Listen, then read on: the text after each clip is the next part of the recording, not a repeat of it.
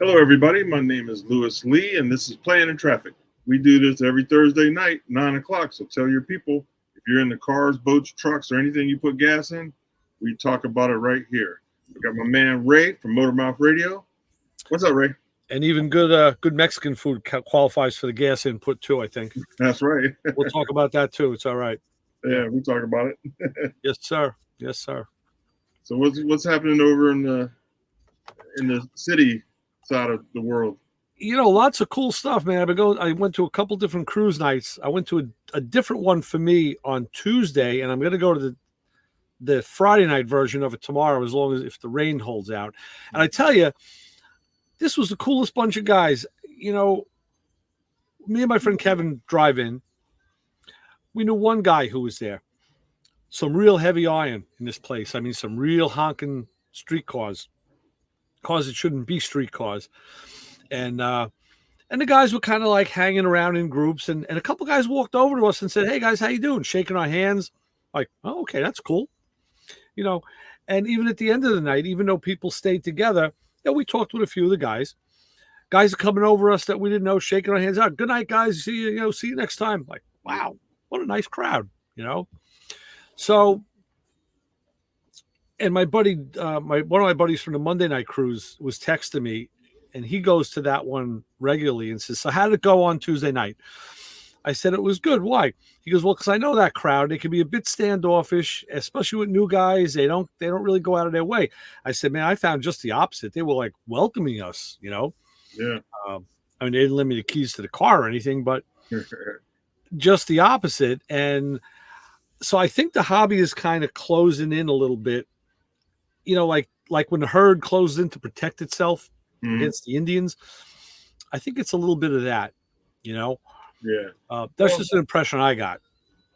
Well, they might have had one of those meetings where they said, "You know what, we're going to open up to some new people." You know what I mean? And you just might have been there at the right time.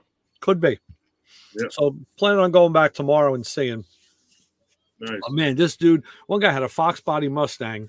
I posted the pictures on the social media, and I found out just today that car's got like an 800 plus horsepower LS in it. It sounded nasty. Another guy rolls in with like a 65 Vet. Totally, slicks, got, the on-off switch in the back, the whole bit. He did open the hood. That car had an LS in it, and this thing was like he took off and just hit the gas a little, just gave it a brap, and it echoed off the buildings. Yeah. So he comes out onto Sunrise Highway, and he comes down light, and then he just jumped on it just for like 2 seconds, just whap. Car alarms going off, house alarms are going off. Like, man, this thing is serious. Yeah. So these guys, those LSs are for the money. I don't think you can beat it. Man, yeah. Definitely not. I think the Mustang has a turbo on it. The Vet didn't. It was just injected, and this thing was mean and nasty, man. Yeah. Wow. And it was an older guy too. The guy was probably like in his 70s. He was probably a professional back in the day. Could be. Yeah, the old guys, man.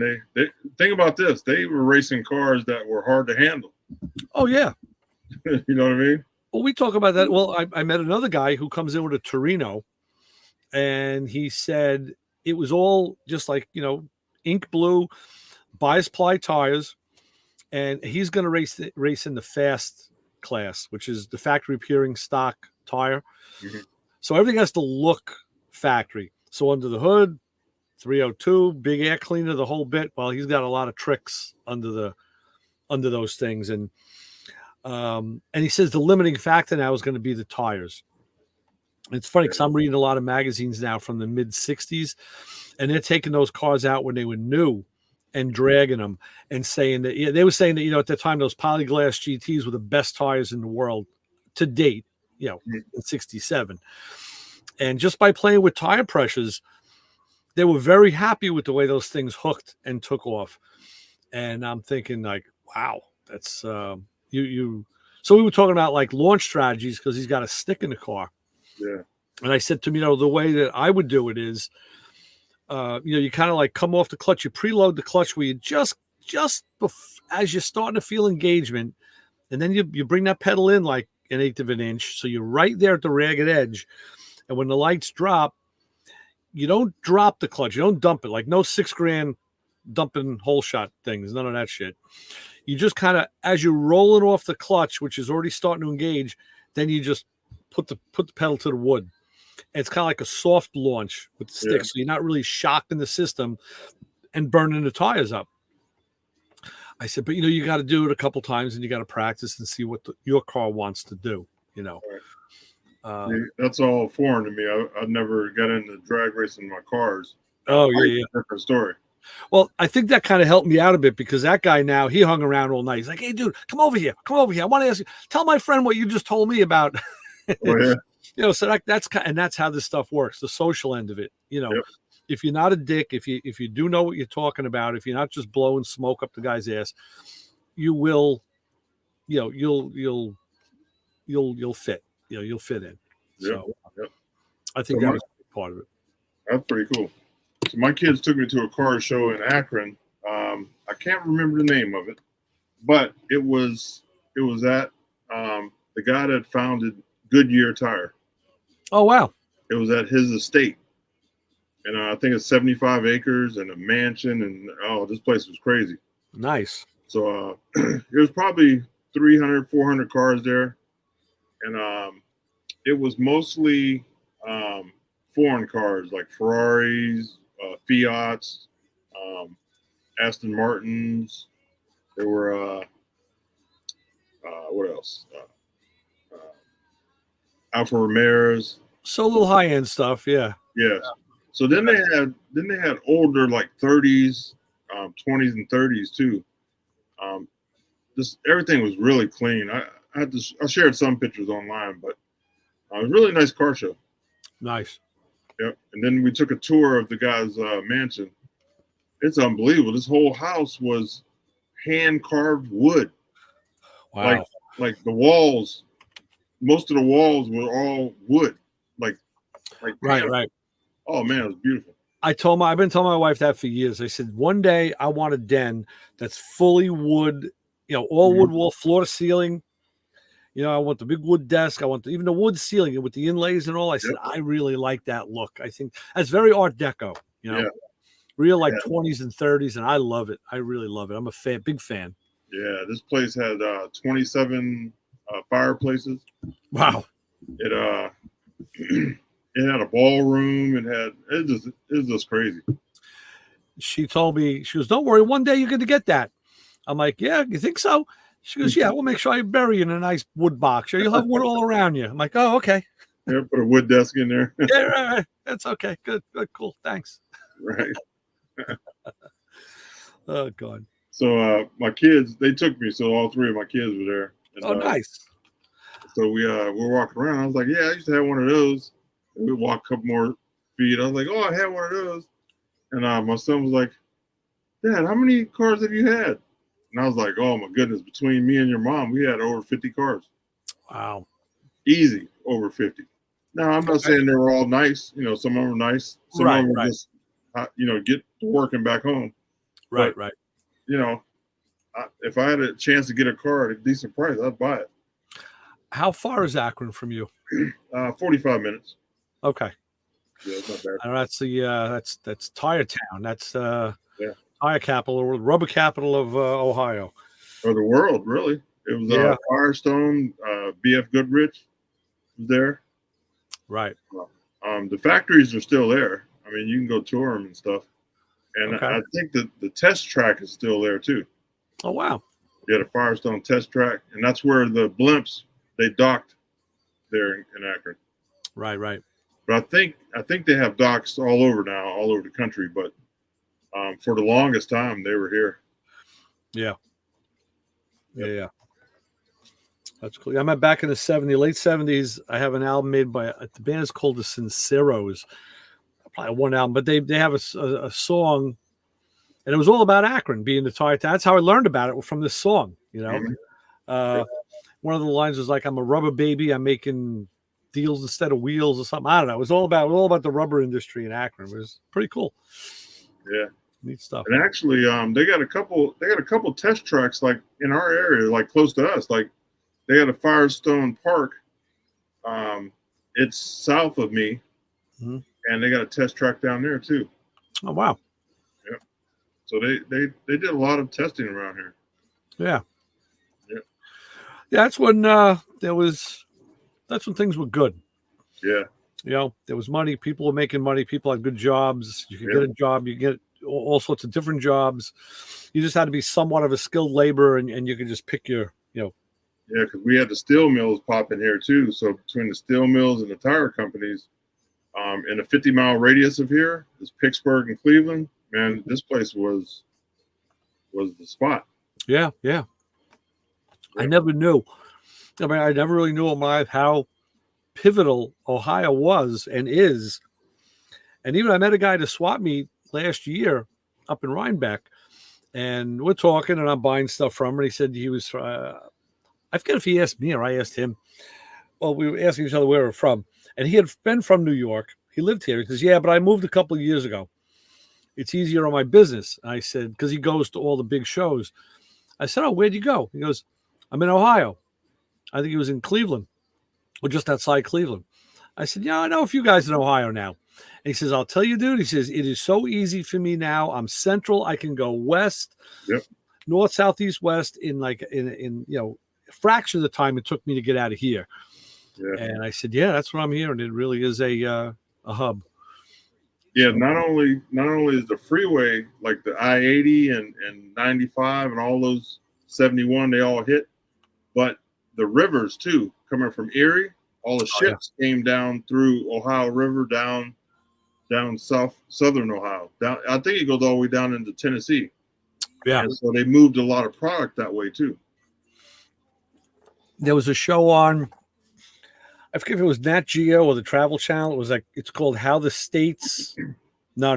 There was one, How the States Got Their Names, but there was another one, How the States Got Their Shapes.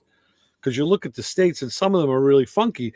And they showed that most of the, as the Confederacy, was done away with and we started carving out the 50 states, a lot of them had weird corners cut off them and all. And it was always because of water access. Yep. Like some states would be landlocked and had no water access. And they were like, you know what? That wasn't fair to that state. They couldn't bring commerce in and out. The highway system wasn't built yet. And they would change the shape of a state, either take something from the state next to it or take some of that one away so it had access to a port or at least a river access. Yeah. And that's how everything moved. Yep. And now we got Amazon. Yeah, right. So Rockefeller was from Cleveland, and he started Standard Oil and all that stuff here. Mm-hmm. And then he started doing the pipelines because he was fighting with one of the guys that had the trains. I forget what his name was. Vanderbilt. Oh, yeah, well, okay. So Vanderbilt owned all the trains and all the tracks. So that's why the pipelines came in, because Rockefeller was like, screw you, I'll send pipelines everywhere. So that's how that came in.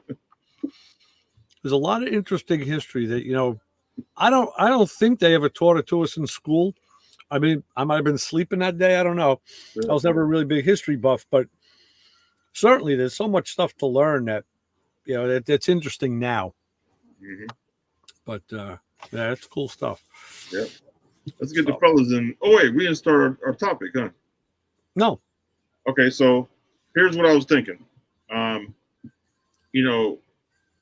We talk to people all over the country, and everybody has their own mechanics that they like, or body men that they like. So I would like to have people start going to my website, planandtraffic.com, and I'm going to build a database of mechanics all over the country. So you might be traveling and say, oh, I'm going to go to Plan Traffic and see if anybody's here. I broke down, or whatever. They can, check the database. And when I'm out traveling in the bus, I would like to stop and interview a lot of these companies or builders or mechanics, stuff like that. I got to show you something. We go behind them.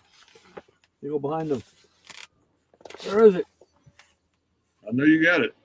It's in here somewhere. You know what? So if you guys see me swatting, this is a gnat flying around here messing with me. I threw a whole shitload of that. Going crazy. That's what's going on. In the BMW, the motorcycle association I'm part of, it's a national organization, and they put out a book, and you can get yourself listed in the book. Mm-hmm. And it's a member listing. You don't have to do it, but you can list what services you're willing to offer to other members. Like if somebody gets stuck, do you have a trailer? Do you have a truck? Do you have a shop? Do you have are you just there for like coffee and conversation, or can you help somebody pick them up off the road? And now you have that book, and people now, of course, it's online, but guys would take that book, and that was the first thing they packed in their bag when they traveled, because you're out on a motorcycle across the country. Yeah. Now you had like-minded people who you could call, who all had an affiliation together, and so it's kind of the same thing. You want to make that directory. That's a good idea. Yeah, that's even better idea to make it a group, make it a plan and traffic group. Right. Yeah, that's pretty cool. Because in the next month or so, I'll have the website all redone, and that's what I'm going to incorporate in it for sure. Okay. Yeah. So let's get the fellas in and see what they're talking about. Kids? There they are. What's up, boys? Howdy ho, neighbor. Tired, wiped out, too much heat. Oh, this heat's putting it on it, ain't it? Too hot for you? Talking about it. It's a nice, mild 87 degrees, and the dew point is right around 62. Wow. It was 89 here today. Well, that's right now. It was 97 earlier in the sun. Woof. That's cooking. Yes, it was. I got some gripes that we're going to refrain from just venting and broadcasting across the internet tonight with my wonderful day. And we're going to get with the topic that you started on here with you wanting to do this database thing, the National Street Rod Association, especially back when it was a pre-48 organization, published a book once a year called The Fellow Pages. It was in print, and back then everyone had landline phones, and cell phones were, only been around the last 20 years. So way before cell phones, it basically listed the town you were in, your phone number and your name. And when you signed on to having your name and telephone number published in the Fellow Pages, you were basically saying that if there's another fellow member in need locally, you'll answer your phone and do what you can for them. You expanded upon it with type of services offered is yes. Just take it and take the ball and go with it and expand even more. Yes. And that's exactly, what this motorcycle association did, Paul. Maybe they took the model from the NSRA. I don't know. But again, they kept it in a closed group, so nobody else had access to it. You had to be a member, and and it was all voluntary. You obviously didn't have to, put your information if you didn't want to. When you give your, especially 30 years ago, 40 years ago, you're giving personal information over like your home telephone number to the country. You got a lot of trust in that organization that you're part of. Yeah. So that's good to hear, because I'll have to set it up where it's private and exclusive. Yeah, you got to have discretion. Yeah, I'll keep that in mind. Sure, I'll write that down, because I forget, and I have it wide open. And then Brian can take a copy and post it on the wall of the tool truck. Saying that our car insurance is up for renewal or something. Your warranty is out of date. You warranty. Start getting those calls. I started thinking about it because I'm actually putting together a database for my travels to see my friends. Like every state, I'm gonna put down Papa Squirrel, California, Texas, Paul. You know what I mean? And I'll have my own little thing where I'm trying to visit 15 everybody. people, don't you? Do what? 30 people. Yeah, just about 30. We're just going to have a car show at one central location to save you time. Yeah, well, no, I'm willing to ride. That's why I'm building this bus so I can ride. Okay. Yeah. So yeah, that's my plan for me, and that's what made me start thinking about this. Is I need to put together so I don't pass nobody up. When I go through a state, I'm gonna check my book and like, okay, I got bam, bam, bam. You know, try to at least get a cup of coffee or something. Well, even at that, I mean, you could be coming through at the north part of the state. They could be in the south. That's Yeah. could be a bit of a hike. Well, I also found a app, a program that will alert me when I'm certain places. Oh, So if I can get everybody's addresses and put it in this database, when I'm driving, it'll say, hey, you're close to BAM, you know what I mean? Or you're close to here. So I'm going high tech. okay. Yep. I know a lot of people that think, oh, that's too dangerous. There's all that information the federal government can suck out of your computer. Well, look, they can tap your phone, get all your contacts that are in there now anyway. They live in my driveway, so it doesn't really matter. I got over 400. I got over 400 contacts in my phone. Look, Theodore Kaczynski in the middle of the woods. I think they know where every one of us are. That's a good point. Oh, yeah. That's exactly right. That's exactly right. Not to bring up any kind of conspiracy theory or anything like that, but they know where each and every one of us are. Yeah. I watched the video on that, so yeah, I'm with you. Yeah, they knew where he was. Actually, something with his brother, wasn't it? There was something with his brother that it was his brother that turned him in. And keep in mind, though, again, we're going back every bit of 30 years when they finally captured him. And prior to that, I mean, his shit started in the late 70s. Yeah. Kind of funny that I actually have some respect for a mastermind criminal like him. Well, it's not hard. That's not. I understand what you're saying because you can appreciate the genius that goes into being that devious. At least I do.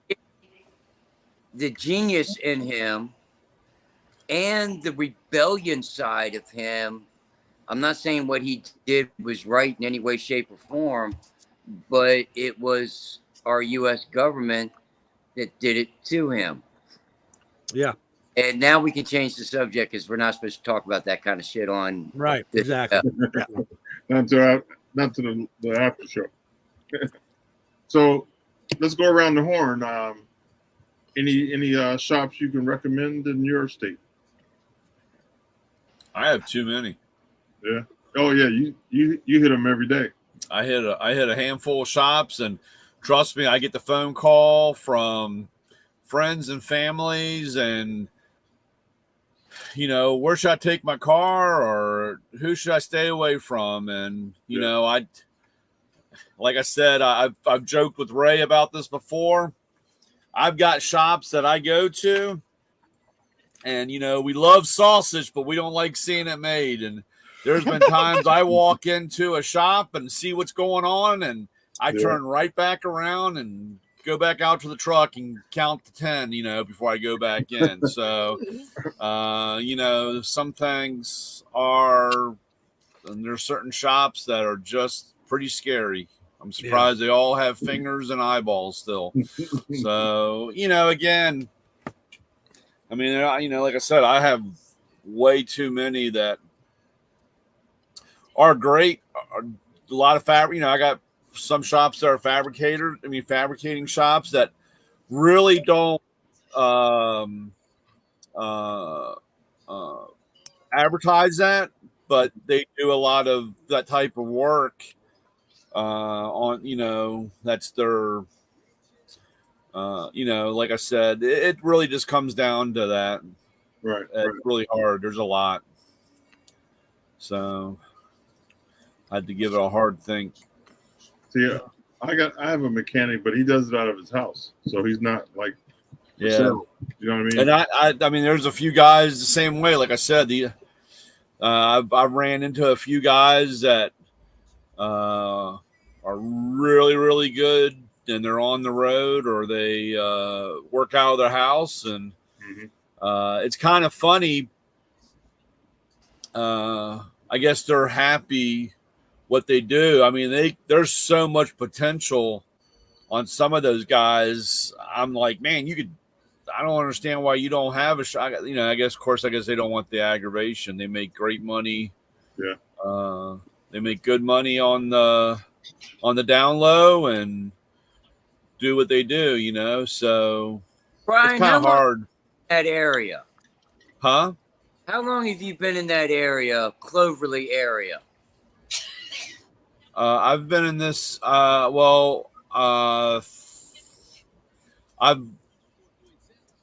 been in the area since 78.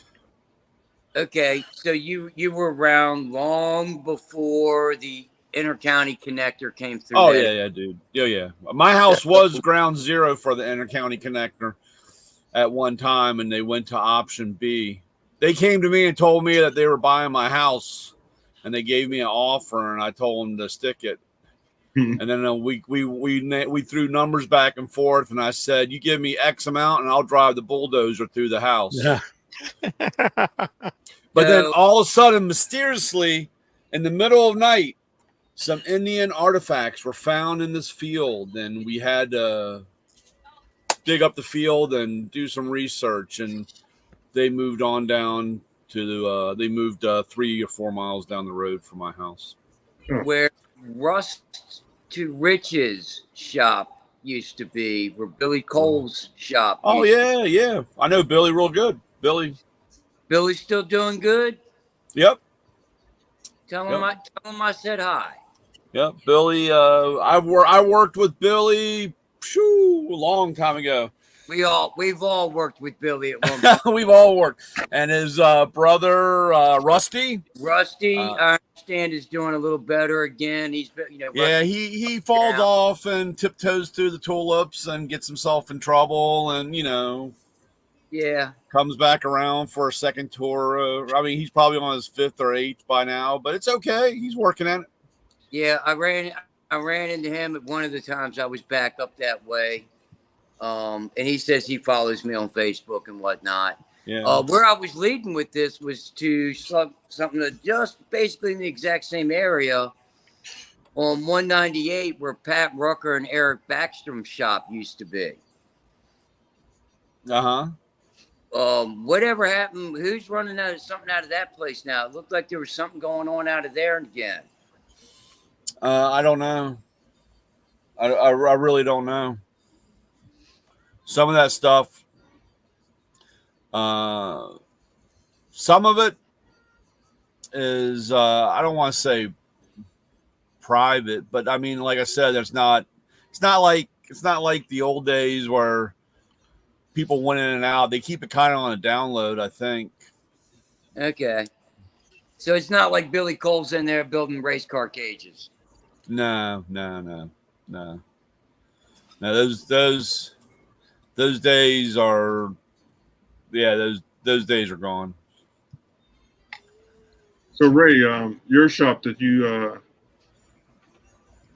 work at, the place I'm at, well, my place is a bit of an anomaly because it's one of those under the radar deals. He has a main shop a couple towns away, it's a body shop. He opened this second one really so he could expand his territory with the insurance companies, and so that I could work on his cars without the entity that he's under kind of knowing what he was doing, because they couldn't control the bays. So like all the hot rod stuff we do in the aftermarket stuff is all kind of like hush hush mush mush almost. He doesn't advertise it.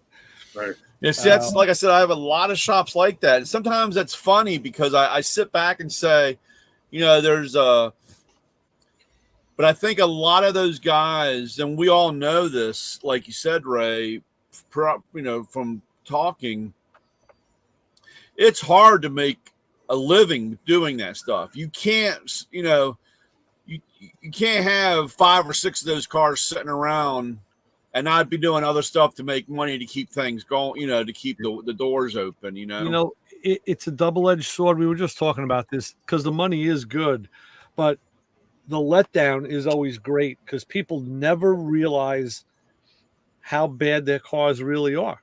Yeah. And even with this Mustang I'm working on now, the guy's in love with the car. And I'm looking at it from my set of eyes from having restored cars and done my own stuff and thinking like, man, I would want all of this changed. Now I just gave him some pictures last week. I drilled out that ignition switch last week. So I finally, and he filmed it. So we got that taken care of.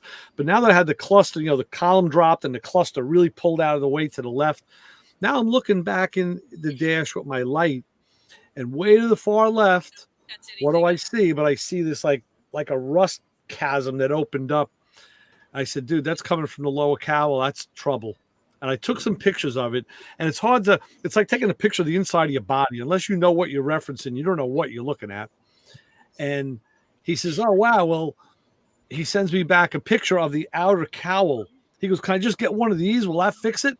With the vents with the wiper alarms on. I'm like, dude, you're so far away from the real problem. Like, your problem is internal, where so much of the car has to come apart to fix that right. Well, that's what I was telling you. That was on that's the 65, 66 early. The 66, yeah. Yeah, the first gen on those cars, that right there, is the heart. That's the middle of the car. That's holding the car together, man. When you start cutting that thing apart, dude, you better brace that car. You better make sure that car is braced together. And when you start coming with that thing, because that's a major. It's true. And the 70 that the shop owner has that he took apart. Again, it was one of those cars where I tell people, you or I could have never restored the car because of the massive amount of metal work that had to be done. He happens to own a body shop. Mm-hmm. I don't. And I was showing this guy with the 66 some pictures of the 70 when it was in progress. And I said, dude, they just kept finding more and more rot that they didn't know existed. And they just kept cutting it out. And some of the metal wasn't available as a pre-made piece. So one of the guys in the body shop who's very good at fabrication was fabricating metal, welding it in. And I said, if you're paying for that by the hour, you think you're waiting for your car to come out and you want to get it painted. No, dude, it's in there for months just having, major surgeries done to it. Right. So I like I said, he's looking at the car with one set of eyes and I'm looking at it with another set of eyes. Well, that's like Ray, that convertible that you sent me that the guy wanted $6,000 for or whatever. 65, then he dropped to 55. Yeah. Yeah. This is this right here is a rear frame rail.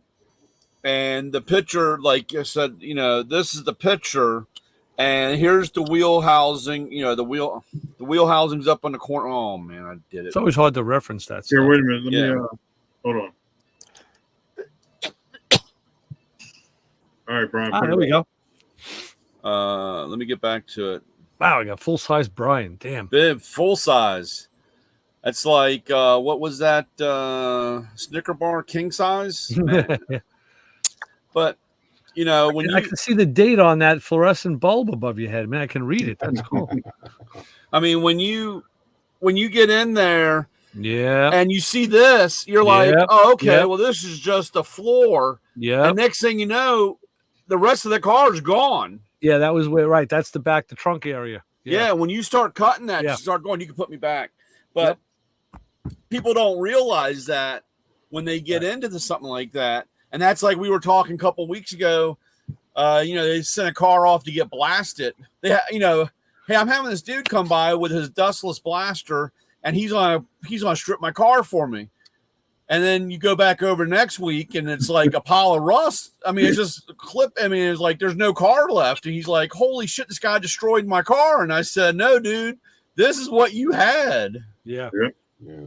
Very true. And you know, that's why I told you like that 67 that you guys had, or you know, going with you know, the first thing you know, especially when you're looking at a certain car, that's when you need to know those certain things on them, or at least take somebody that knows. Yep.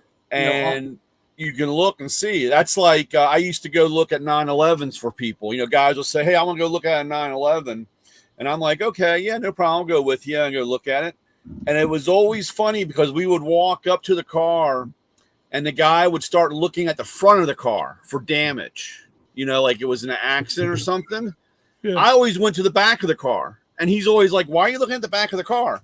I said, these cars spin around on people. I mean, this is because of the engine in the back, and they get into a turn and they let up, and all of a sudden that weight, I mean, everything throws the car around. So whatever was in front of them, they hit with the rear of the car. Yeah.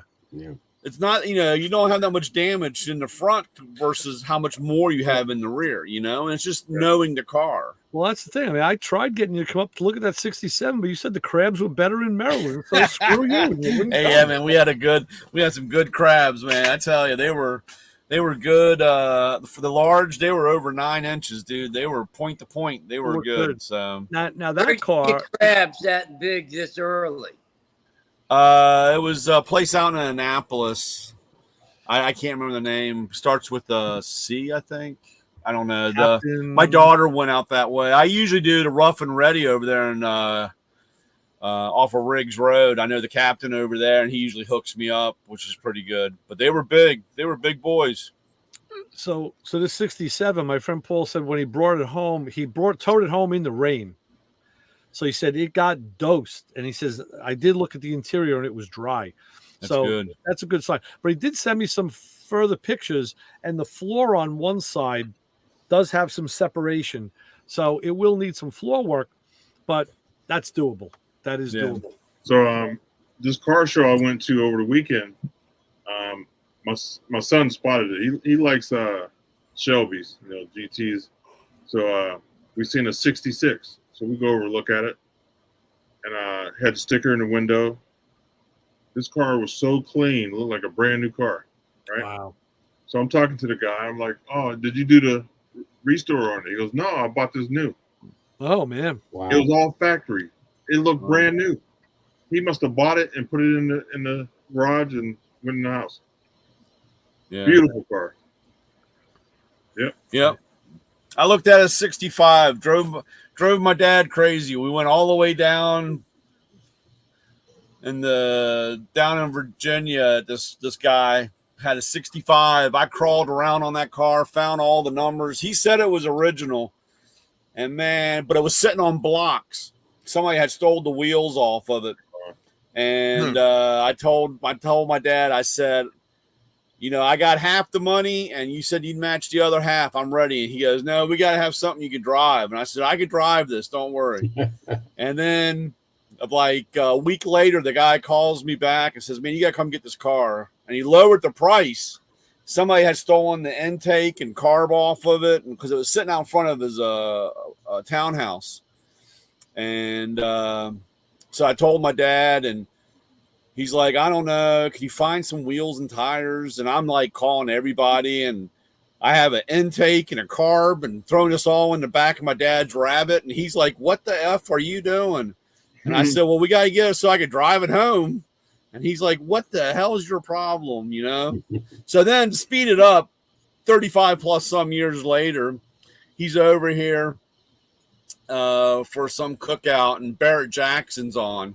And they said, up next, 1965 GT 350 Shelby. And it's rolling across the stage. And and my dad just looked at me, and I said, don't even say a word.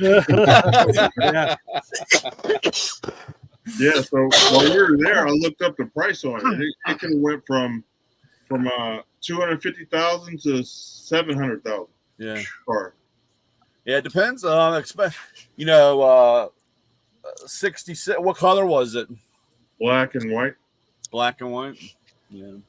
Look and see I mean, what like, look and see what a 350 GTR goes. oh yeah, Listen, I'm gonna tell you a story about that. One of my buddies, his uncle has one in the garage, and he Ah. bought it brand new.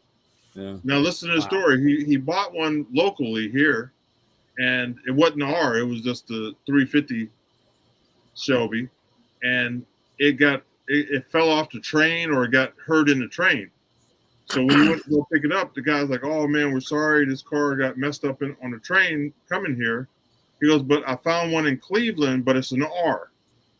So he went and got that one and parked it. And they still have it. And my buddy called me to see if I could find out any information on it. So I got to connect at Shelby. So I called her, gave her the information. She said, "Does he want to sell it?"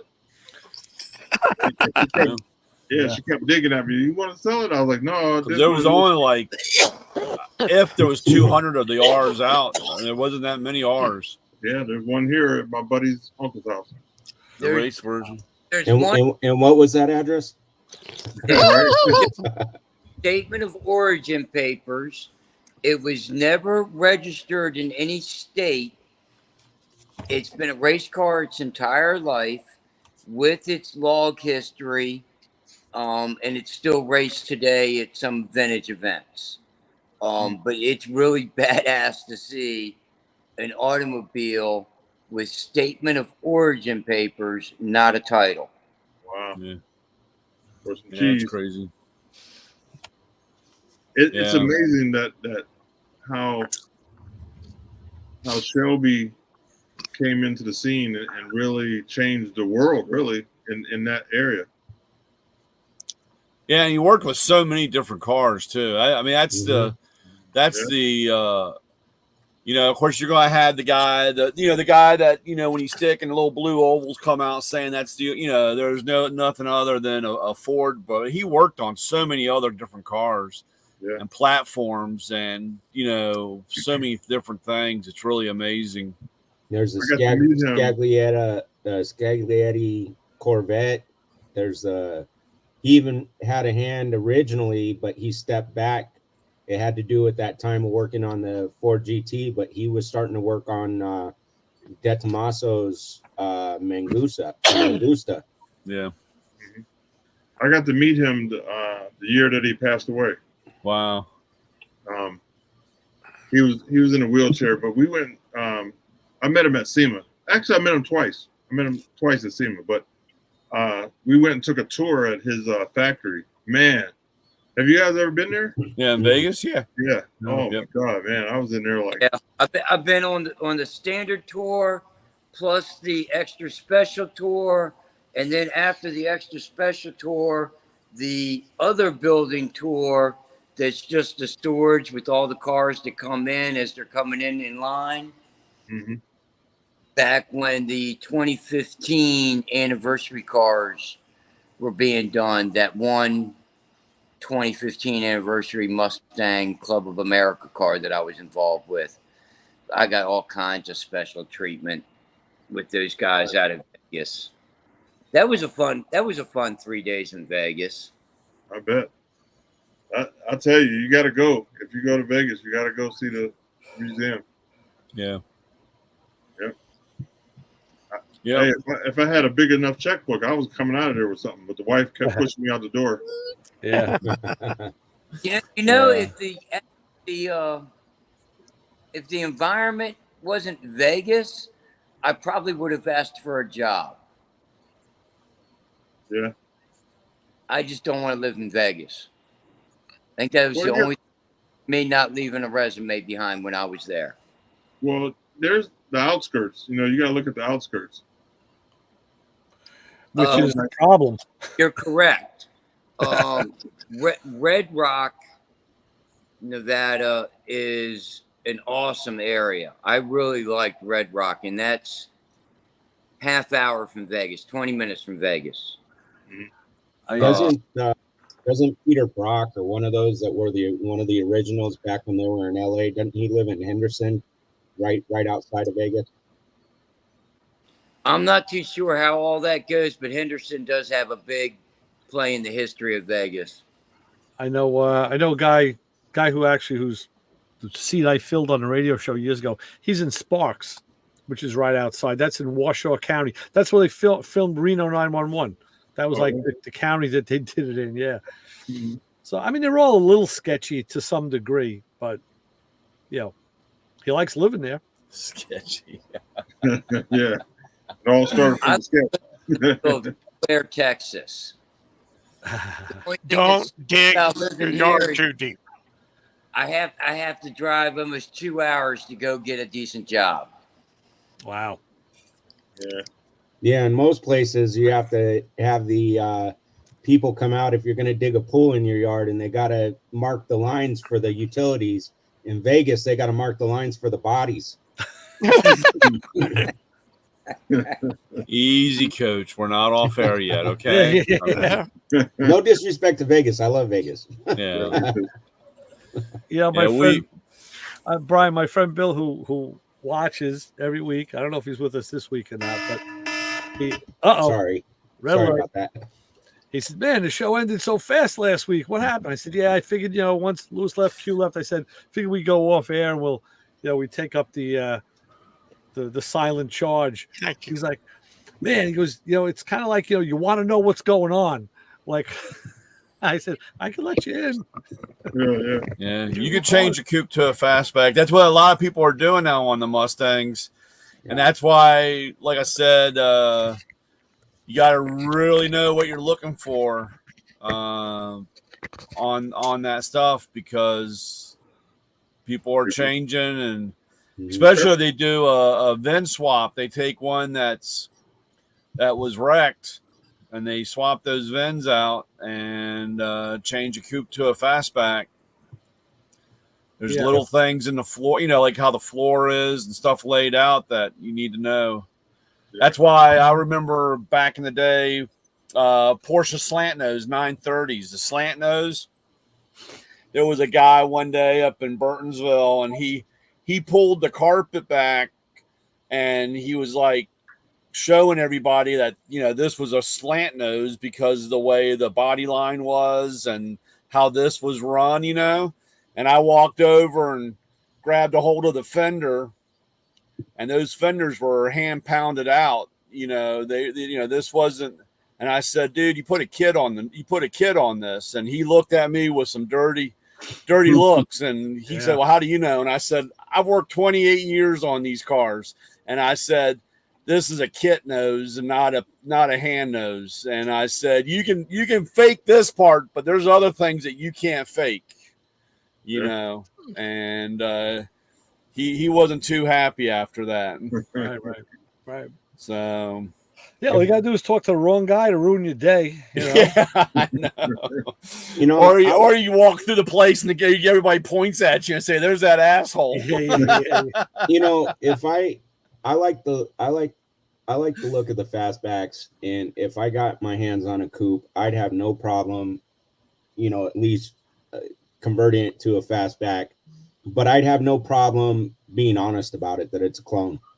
Yeah. I mean, it is what it is. And, I think it's funny that now they made these fastback kits so that you could take on and off and you could have a convertible, so.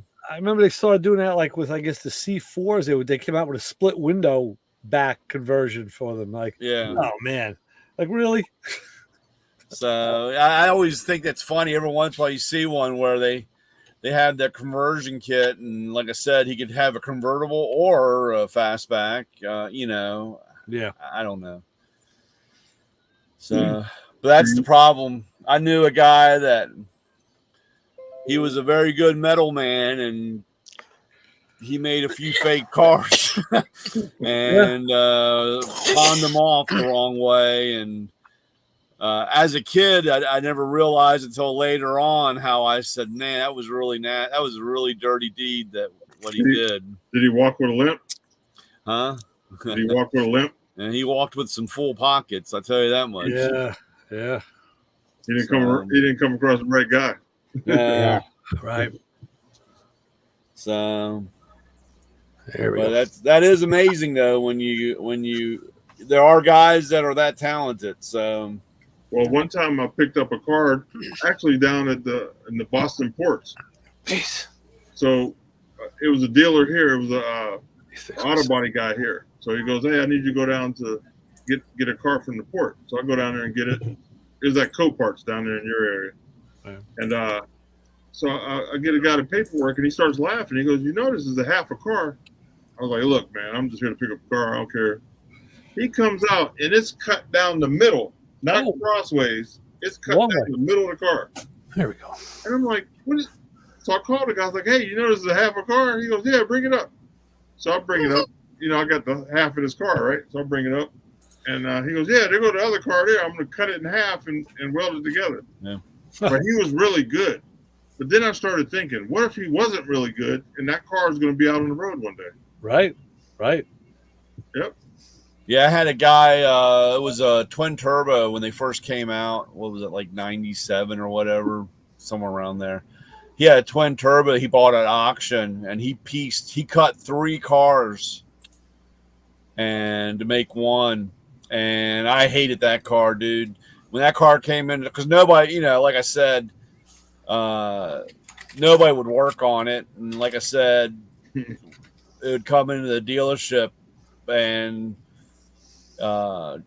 just every square inch of that car, something when it rolled and got crushed, there was something messed up. Yeah, I hated that car every time it came in. But he sold it, and of course, then the guy that bought it brought it to us, and he's like talking. I was like, dude, you realize this is like 3 different people, sewn together. This is a Frankenstein thing. And he's like, oh, it can't be. Oh, wow. You start showing him shit, and he's like, oh my God. Yeah. Like, that's when you send it overseas. Yeah, that's when you really make take out a high life insurance on it and roll it off the cliff. Yeah. Get it stolen and make sure it gets burned good. So, that's terrible. You Yeah. don't know what you're buying. I was just telling Lewis earlier that picture of Mustang I posted, that Fox body. I found out the car had an LS in it. Yeah, Nice. I heard. Yeah, it was nasty. I mean, when he fired that thing up, that damn thing is like, I tell you, it's like it's a race car to street. It was nasty. What was it? Was it last week or the week? I can't remember. Went up to Jimmy Cone, and I had never seen so many blower cars running down that way. It was amazing. Really? I guess everybody's cashed out the 401 or whatever, but I cannot imagine how many blower cars are running around now. It's unbelievable. I guess with the technology in today that they've made them halfway streetable, I guess, so they could drive them. I just dumbfounds me how many blower cars are all running around now. And they're all still going to tear up the front of the crank, snap crank pulleys, have accessory problems. There's probably only 3 to 5% of the blower cars that you saw at Jimmy Cone truly capable of driving to Maine and having a lobster dinner and driving back. Oh, I'm sure. Yeah. I mean, yeah, I know that, but I'm just saying it's amazing how many blower cars I see now. What's amazing is the amount of blower and blower accessories that are becoming extremely affordable and accessible. I guess it's a supply and demand. All the people that have been hoarding that stuff for many years, it's now showing up in estate sales and whatnot. So, or they've all gotten divorced and their wife is just throwing the shit out on the street. There's that. There's one 471 blower core case. And then there's another 471 blower with the rotor and some end plates and a proper 471 intake manifold for a small block. The stuff is becoming very available. Now I just need to get bearings and gaskets. And then I got to make a drive system for it because I don't want a Gilmer belt drive. I want a V-belt drive like you would have had in the 50s and 60s. Long before all that technology. But the stuff is out there now unbelievably like it was ever before. Before, and you're right. Now it seems to be everywhere. You moved to Texas, Paul. You sound like Hank Hill from King of the Hill, but except for blowers and blower accessories. Right. Yeah, poor guy. Thank you. I'm no longer a Yankee. Yeah. All right, hon. You wait. It'll come out on you. Yeah. I don't know. But yeah, last week up there in Burtonsville, man, they probably we had close to 200 cars, man. It was packed. It was crazy. No. So we'll see what happens. I don't know. I'm still waiting.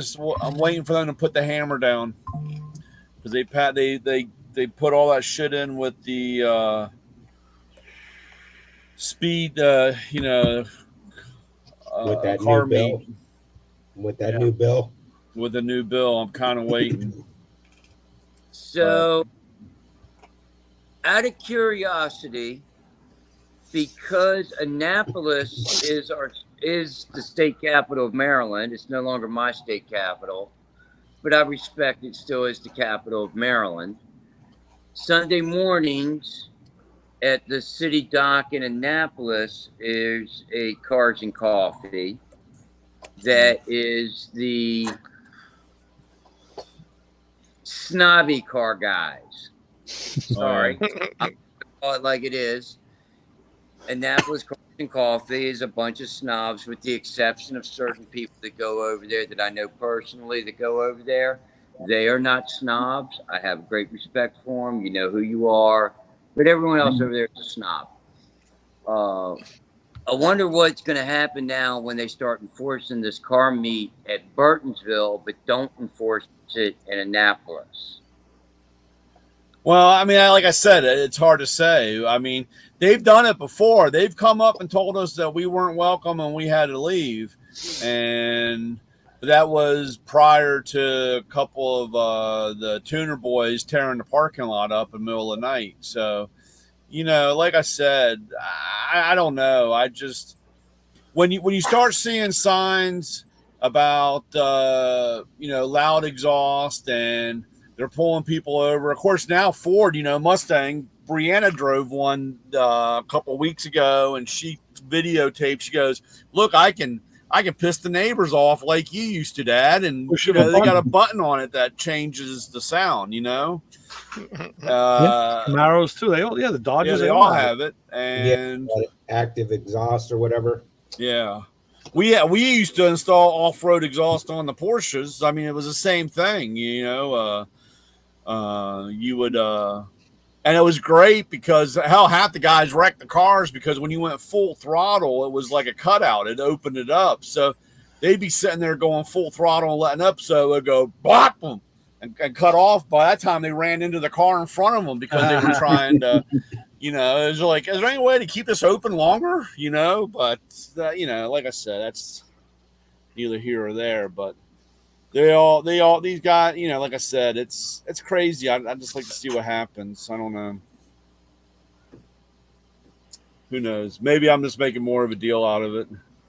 It's just that I know they don't like it.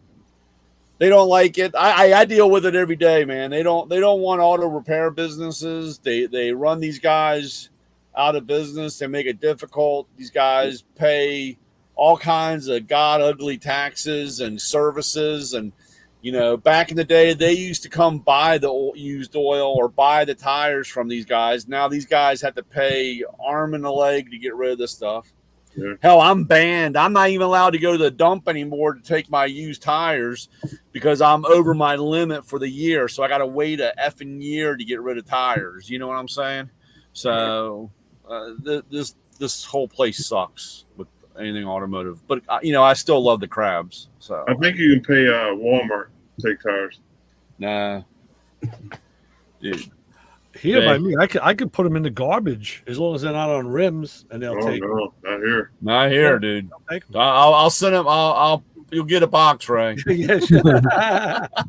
Can do it here, and if you go to the dump here, you have to have them separated and declare it because they've had one too many tire fires.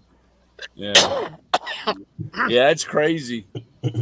Yeah, I went up there and unloaded, and the guy said, "That's you're past your limit." And I was like, "Look, dude, I got 9 cars, and they're 4 tires each, and I'm putting tires on, running through the mill. What am I supposed to do?" Well, how did he know you were past your limit? Because they have a picture of your tags Okay. All when right. you pull in. Gotcha. Man, Montgomery County, man, they watch you take a piss, man. Come on.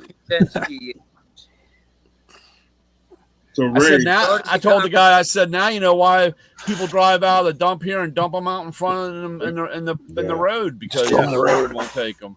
so Ray, all your garbage from New York City comes over to Ohio Oh, okay. and Pennsylvania. So like right on the border here, we get all the trash. We got trucks coming in every day from New York.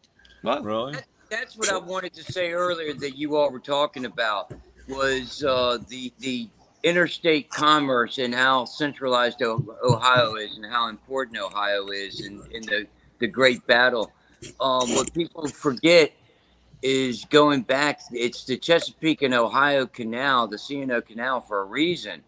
And it was to get the stuff out of Ohio into the shipping lanes off the Chesapeake Bay. Yep. It was to get all the goods from Yep. that central location, like you were saying. You were coming down out of Erie, Pennsylvania, and out of the Great Lakes, and out of St. Louis, and all that. It was a commerce trade hub, and it also went along with a lot of manufacturing. It was really a good part of the backbone of where society is today in America. Mm-hmm. Yeah, before we had the highway system. History, because they can't have us educated. They teach us this stuff, then we will know what it's all about. Mm-hmm. Money. That's all Yeah, about. comes down to. Well, the bottom line is nobody cares when it really comes down to it. Nobody cares about color except for one color, and that's green. Well, yeah, there you go. I mean that trumps every color. So Oh, come on, man. Blue does all right too because that's being sexy. I don't know. It costs a lot of red blood in order to have a little bit of green. Oh yeah. yeah. Where is it? Yep. So Keith, what's going on your end of the world? Not much. It's hot, humid. Just been tore apart my son's Prius yesterday. It was wrecked Prius. Took both batteries out. It has the 12-volt battery is a weird size. It's like a little bit bigger than a motorcycle battery. It's a tractor battery. Yeah, because I keep seeing people because I put an ad up to sell stuff off of it. Everybody's like, "Oh, how about the 12-volt battery?" I'm like, "Why does everybody want this?" Because it's a special size battery. Yep. I was like, "Oh, that's weird." And then they want the hybrid battery, but I ripped that thing out. I'm going to keep that because we bought him another Prius. So I'm just going to keep backup parts and stuff like that. And then there's like dash parts and stuff that are messed up on his new one. So I tore the whole dash apart. And does it have that electric AC compressor? Yeah. I've been looking at a bunch of different stuff, and it looks like so when we talked about the electric AC compressors and talked more offline, there's those links I sent you, those companies, but I guess I've run into a couple YouTube links that they're going with more so stuff off of electric vehicles or that Hybrids. have already come off of a vehicle trying to save some money. Yeah. Do the junkyard thing, so to speak. I haven't gotten too in depth into it to see if it's worth it, but I know you had mentioned it, and it's something A lot of people like the steering column or the electric steering. That's a big thing with those cars. I was just gonna mention that the guys buying them and putting them in like anything and everything. Yeah, like little go-karts or buggies or whatever. I'm like, some guys like, you oh, can how get about that out of a lot of my Mazda 3 had electric steering. they want it off the Prius? I don't know why. Yeah, The guy wants the whole column and all of it. I'm like, they just want to see one more Prius taken apart and off the road. That's why. well, yeah. yeah. Yeah, I think that 12-volt battery. I can't remember, but I think it's a lot of people want that because of the amp hour on it or whatever. It's probably like a deep cycler or a more dense battery. The one of the cars says Toyota on it, so somebody spent big bucks getting this battery. Yeah, well, that's they had a recall. They had a recall on those batteries, and those are originally interstate batteries.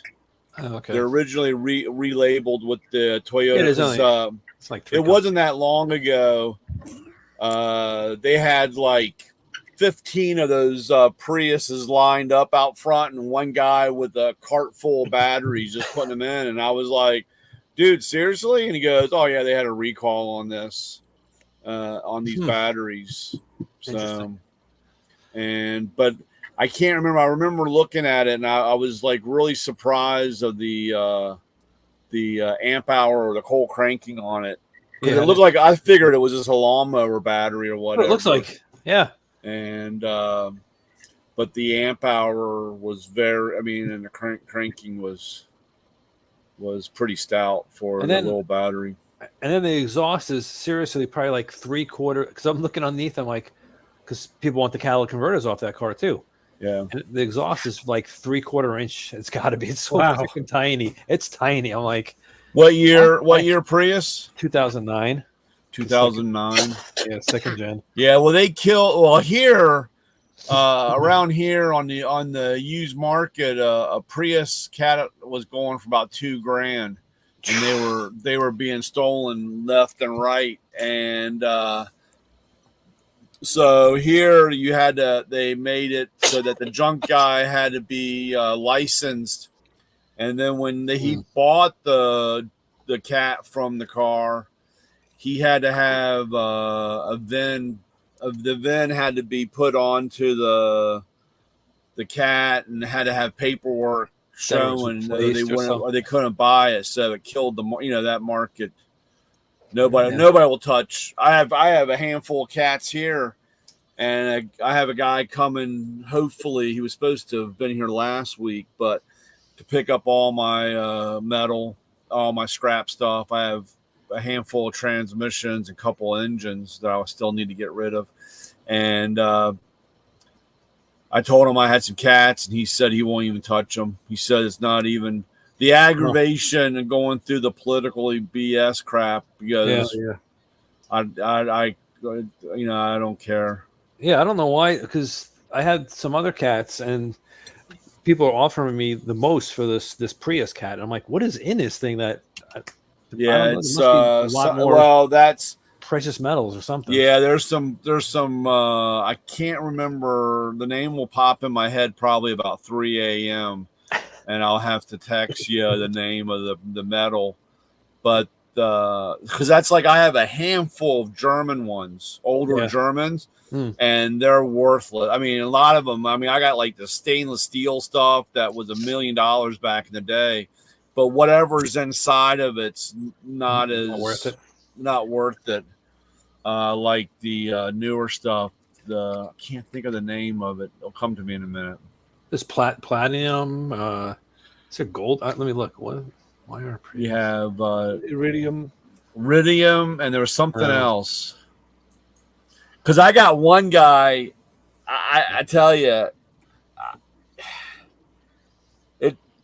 it boggles Right. my mind, like I said, the stuff that I see. But he's got because those spark plugs with the iridium spark plugs. Yeah. And he sits there at lunch while he's eating, and he's snipping the ends of the iridium off the plugs. Oh, And he's got this like 2 5-gallon buckets of wow. all just iridium sitting there. And he told me, he got X amount of money for that shit. And I'm like, dude, you're really hard up, dude. I thought I was tight. Dude. How many hours did it take him to get whatever? Dude, I mean, like I said, I walk across a busy intersection to fucking pick a penny up. You know what I'm saying? I'm tight, Yeah. but Jesus, man, that guy's sitting there snipping the iridium off the plugs. Yeah, I took an AC condenser coil, and because if you separate, it was aluminum fins and copper tube, and I sat there and cut all. I don't know how 5-gallon buckets filled both of those up with the aluminum, and then had copper, and I brought it in, and the guy's like, all right, it's this much. I'm like, okay, and I thought I was gonna get. I'm like, well, I'm gonna get a ton of money. I didn't get that much, and then I figured it out. I'm like, I spent like 2 hours doing that, and I got this. It was like $5 an hour, or something like. I'm like, that wasn't worth it. So the next time I go, here you go, just take this whole thing together, and I got a little bit less. I was like, yeah, because it's dirty metal versus clean or whatever. Yeah. It's crazy. The only thing I spend time is taking off the plastic tubes off the radiators. I'll take the plastic tanks, off the radiators. So you just get the aluminum, and I'll do that. But besides that, I'm not going to spending all the time breaking stuff down anymore. Yeah. Hey, I Brandon, used to do it. I'd bring home a transmission and I'd strip the transmission down from steel, from aluminum to the brass inside and whatever. And, like I said, when you had nothing else to do and it was, middle of the night, it wasn't a big deal, but dude, it was a lot of work for nothing, for very little. Yeah.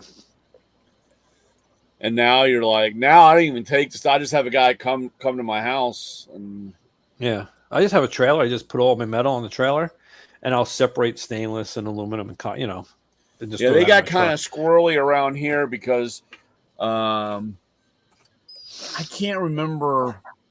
I had one shop that went out of business, and the guy said I could have whatever I went. And I went by on a that Saturday morning and loaded up the tool truck with all the stuff that he left around. And of course, when I went to go to the recycle, they gave me a bunch of shit because they want to know where I got it. Because unfortunately, the dirtbags around here go to the new school and rip the bleachers out and cut all that and take the aluminum seats out. Yeah, they'll take all the aluminum out of the bleachers, or they'll knock the light post down. Car will hit a light post, and a bunch of gypsies will come around and grab the light post and throw it in the back of a van and try to go get. So I heard on the radio, I don't know where it happened, but this morning on the I guess the morning show, when they have their music and then they do their morning show, it wasn't here, but some town or something put in a new playground in a park for the kids. And the next day it was gone. Like the jungle gym, everything. Like, I mean, even on the radio, they were like, who does that?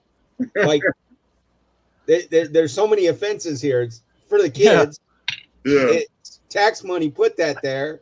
And then there's like who even thinks of that? Yeah. And, like, it was probably the people that put it in. right. Just quick unbolted it and just got it out of there again.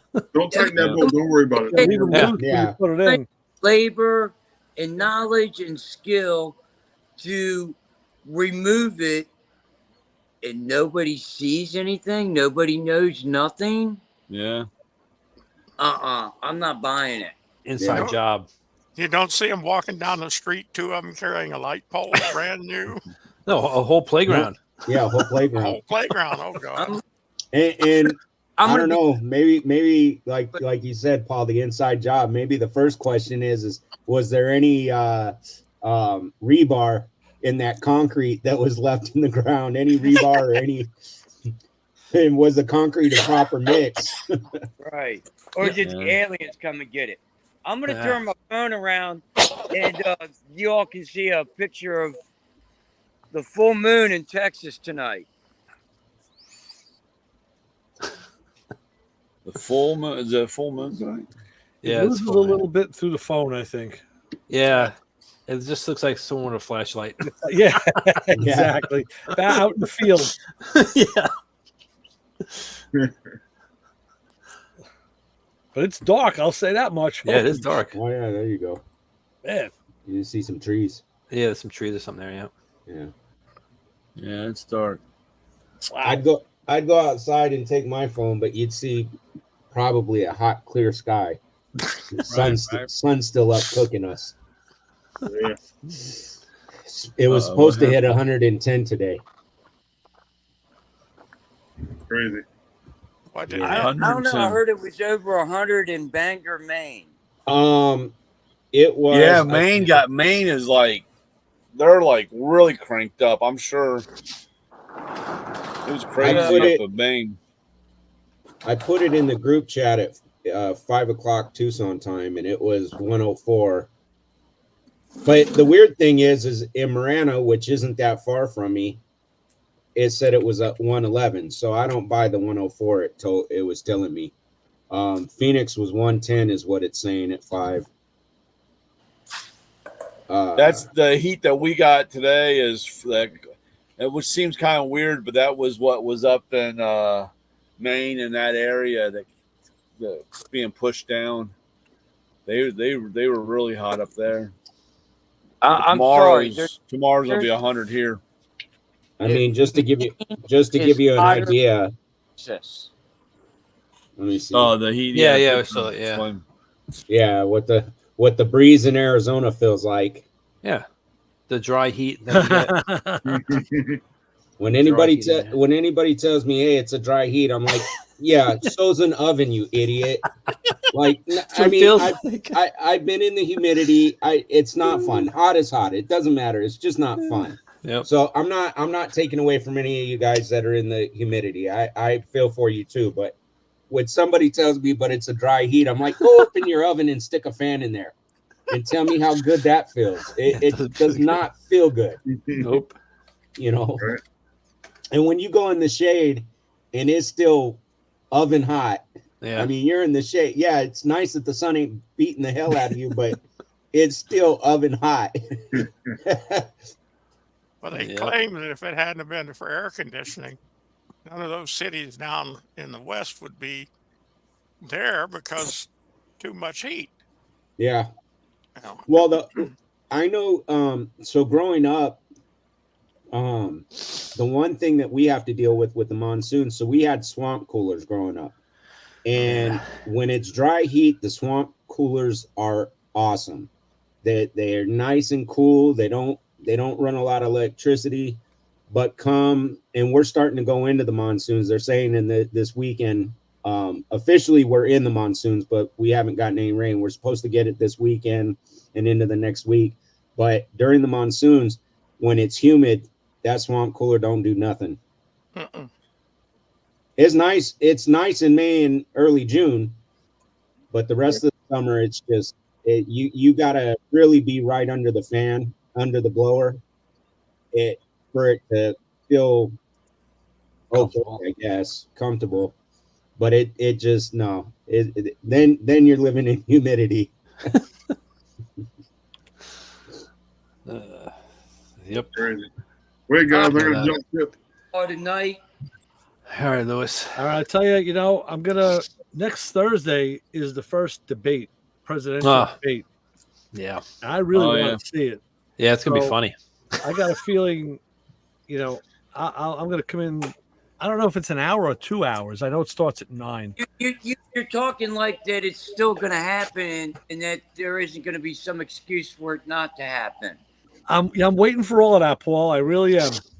I'm waiting for all of it. But if it does go off, I want to see it. Well, the only thing that I like about they said is that they were going to have somebody controlling the mics. Oh Yeah. yeah. So Oh, it was going to be timed so that when your time is up, it was going to be turned off. And they decided today they had like a coin toss. So they had I think Biden got the option to, because he's sitting, I guess, to either choose the podium he's at or have the last word.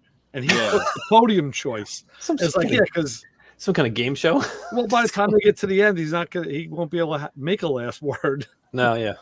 Yeah. So, yeah, I got to see it. So I'll come in late if you guys are still here.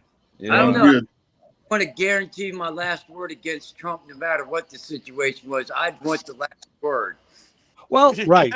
I mean, most people would, but let's face it. I don't think Biden could put together a cognizant last word. Well, yeah, but the thing with me is podium choice or last word. What's the difference in the podium choice? I mean, you're standing like side by side. I mean, what? Left or right? It depends on where the teleprompter is. But I'll tell you what, they have no audience. There's no live audience in the place. Yeah. So, because Trump wanted a live audience because he plays off that. Plus, he wanted to have to walk in just to show that Biden can't walk in down an aisle. And they just killed all of that on him. They said no. They're gonna walk out too, and no steps, probably no steps. Right. Yeah. Hey, before I go, let me throw a thing out real quick. Then we'll end the stream. I need proof that it's not a hologram AI image. Good luck. Yeah. All right, so listen. If you want to see any of the replays from Playing in Traffic, please go check them out at PowerTube TV on YouTube, or you can go to our YouTube channel, Playing in Traffic, and check out our previous and new. All of our new stuff goes on there as well. And you can check out the podcast. If you're riding in your car, you can go on YouTube, and all of our shows are on the podcast section. So go check it out. And we are out. Excellent. Awesome.